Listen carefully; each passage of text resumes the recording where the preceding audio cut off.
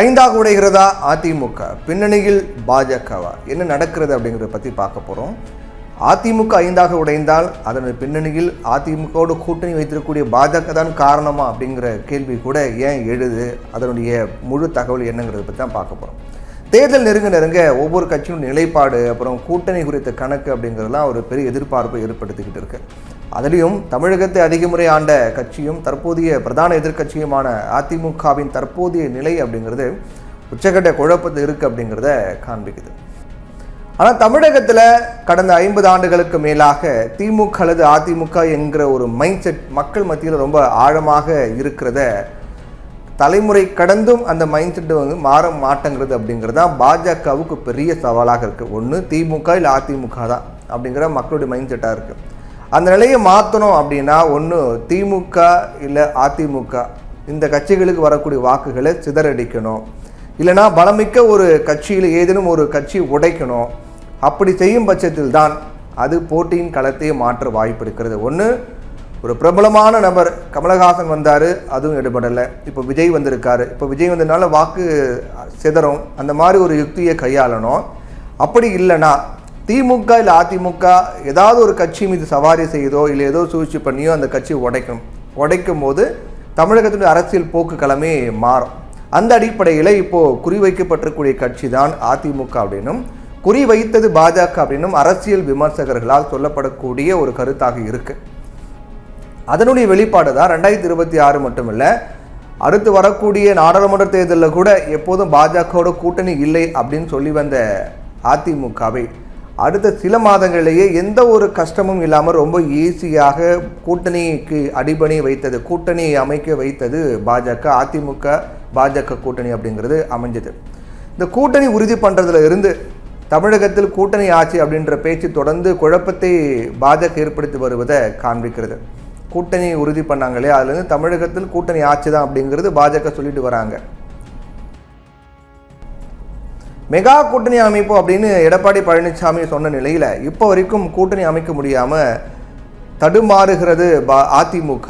அது ஏன் அப்படிங்கிற கேள்வி வருது. இப்போ வரைக்கும் கூட்டணி அமைக்க முடியாமல் அதிமுக தடுமாறுவது மட்டும் இல்லாமல் என்டிஏ கூட்டணியில் இருந்து ஓபிஎஸ் விலகியது, டிடிவி தினகரன் அதிருப்தி, அப்புறம் அதிமுக உடன் கூட்டணியில் இருந்த தேமுதிகவின் அதிருப்தி, இது போதாது அப்படின்னு அதிமுகவிற்கு எதிரான விமர்சனங்களை உருவாக்கும் வகையிலான பாஜக மேலிடத்தினுடைய செயல்பாடுகள் பல சந்தேகங்களை எழுப்பி வருது. இது எல்லாத்தையும் பாஜகவுடைய மேலிடம் நினைத்தால் ஒரு நொடியில் சரி பண்ணிடலாம். ஆனால் இப்போ வரைக்கும் பாஜக அதை செய்யறதுக்கு மறுப்பது ஏன்? அப்படின்னா பாஜகவின் உள்நோக்கம் என்ன? அதிமுகவை உடைத்து அந்த கட்சியை பலவீனப்படுத்தும் முயற்சி கூட்டணி வைத்துக்கொண்டே பாஜக ரகசியமாக செய்து வருகிறதா அப்படின்னு பல கேள்விகள்லாம் அரசியல் விமர்சகர்கள் முன்வைக்கிறாங்க. அமித்ஷா தமிழகம் வந்தபோது ஒரே ஒரு முறை அமித்ஷா ஓபிஎஸ் சந்திப்பு ஏற்பாடு பண்ணியிருந்தாங்கன்னா, ஓபிஎஸ் எப்படியாவது அமித்ஷாவை சந்திக்க வச்சுருந்தாங்க அப்படின்னா இன்னும் இன்றைக்கும் ஓபிஎஸ் தேசிய ஜனநாயக கூட்டணியில் குறிப்பாக பாஜக கூட்டணியில் ரொம்ப தீவிரமாக இருந்திருப்பார். ஆனால் பாஜக அதை பண்ணலை. ஓபிஎஸ் அதிருப்தி அடைவார் அப்படின்னு தெரிஞ்சும், அவர் கூட்டணி விட்டு விலகக்கூட செய்வார் அப்படின்னு தெரிஞ்சும், அந்த மாதிரி விலகினால் அது அதிமுக பாஜக கூட்டணிக்கு ஒரு சிறிய அளவாவது பின்னடைவு ஏற்படுத்தும் அப்படின்னு தெரிந்தும் பாஜக எதுக்காக இந்த மாதிரி நடந்து கொண்டாங்க, அது ஏன் அப்படிங்கிற கேள்வி வருது. தனக்கு கொடுக்கக்கூடிய சீட்டை ஏற்றுக்கொண்டு அமைதியாக பாஜக கூட்டணியில் இருந்து வந்த டிடிவி தினகரனை கடந்த சில நாட்களாக பாஜக புறக்கணிக்கிறது அப்படின்னு சொல்லப்படுது. அதுக்கு சமீபத்திய எடுத்துக்காட்டு தான் மூப்பனார் நினைவு நாளில் தேசிய ஜனநாயக கூட்டணியை சேர்ந்த எல்லா தலைவர்களும் பங்கேற்ற நிலையில் டிடிவி தினகரனுக்கு அழைப்பு இல்லை. கூட்டணியில் இல்லாத தேமுதிகவுக்கு கூட அழைப்பு இருந்துச்சு. இதுக்கு பின்னணியிலும் பாஜக இருக்கிறதா சொல்லப்படுது. தினகரனுடைய அதிருப்திக்கு முழுக்க பாஜக தான் காரணம்.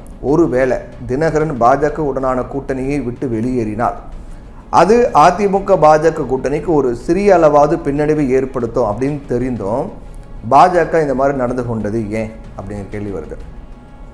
பொதுவாக கூட்டணியில் இருக்கக்கூடிய கட்சிகள் கூட்டணிக்குள்ளே எந்த குழப்பம் வரக்கூடாது, தொண்டர்களை ஒற்றுமையாகவும் சிறப்பாகவும் வழிநடத்தணும் அப்படின்னு தேர்தல் வரைக்கும் ரொம்ப அமைதியாக இருப்பாங்க. ஆனால் பாஜக அதுக்கு அப்படியே எதிர்மறையாக தலைகீழாக இருக்காங்க. தமிழகத்தில் கூட்டணி ஆட்சி அப்படின்னும் முதலமைச்சர் வேட்பாளர் அதிமுகவில் இருந்து ஒருவர் அப்படின்னும் பாஜக அது சார்ந்த கட்சி கூட்டத்தில் எடப்பாடி பழனிசாமி பெயரை புறக்கணிப்பது அப்படின்னு குழப்பத்தை உண்டாக்கும் செயல்களில் ஈடுபட்டு வராங்க பாஜக. இது போன்ற செயலால் அதிமுக மீது கடும் விமர்சனங்கள் முன்வைக்கப்படும். அதிமுக கடுமையான விமர்சனங்கள் எதிர்கொள்ளும். அது தேர்தலில் எதிர்மறை தாக்கத்தை ஏற்படுத்தும் அப்படின்னு பாஜகவுக்கு நல்லாவே தெரியும். அப்படி தெரிந்தும் பாஜக இந்த மாதிரி நடந்து கொள்வது ஏன்? இது எல்லாமே அதிமுகவுக்கு நெருக்கடி கொடுக்கும் வகையிலான பாஜகவின் நேரடியான செயல்பாடு தான். இதையும் தாண்டி அதிமுகவுக்குள்ள சலசலப்பை ஏற்படுத்தும் வகையில் சசிகலா ஒரு பக்கம் அதிமுக ஒன்றிணைந்து செயல்படணும், அதற்கான பணிகளில் ஈடுபட்டிருக்கு அப்படின்னு சொல்லி வராரு. இன்னொரு பக்கம் அதிமுகவின் மூத்த தலைவர் செங்கோட்டையன் எடப்பாடி பழனிசாமி மீது அதிருப்தியில் இருந்த முன்னாள் அமைச்சர் செங்கோட்டையன் 5ஆம் தேதி ஒரு முக்கிய முடிவை அறிவிக்கப் போவதாக தெரிவிச்சிருக்கார்.